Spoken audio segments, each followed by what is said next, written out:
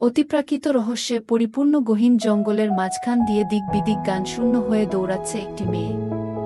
পেছনে কতগুলো অতৃপ্ত আত্মা তাকে ধাওয়া করছে। ছুটতে ছুটতে তার দম বন্ধ হয়ে আসে। কাঁটাযুক্ত উদ্ভিদের আঘাতে আঘাতে তার পা দুটো রক্তাক্ত হয়ে যায়। তবুও সে থামে না। যেন জীবনকে হাতের মুঠোয় পুরে বাঁচার এক অদম্য আকাঙ্ক্ষায় মরিয়া হয়ে ওঠে। পেছন থেকে ভয়ানক এক কণ্ঠস্বর ভেসে আসে। ছুটো, আরও জোরে ছুটো। যতক্ষণ ছুটবে ততক্ষণই বাঁচতে পারবে। থেমে গেলেই মৃত্যু অবধারিত। মেয়েটার গলা শুকিয়ে আসে। ভীষণ তৃষ্ণার্ত সে এই মুহূর্তে পানি না খেতে পারলে এমনিতেও মারা যাবে। কিন্তু মরে গেলে চলবে কি করে? তাকে বাঁচতে হবে।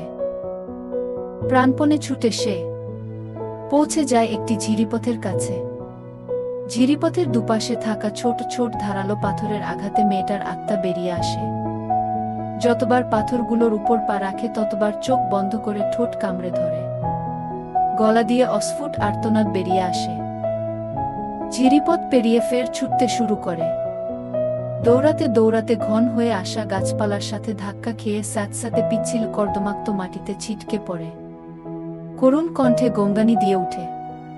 অস্পষ্ট স্বরে ডাকে, বাবা।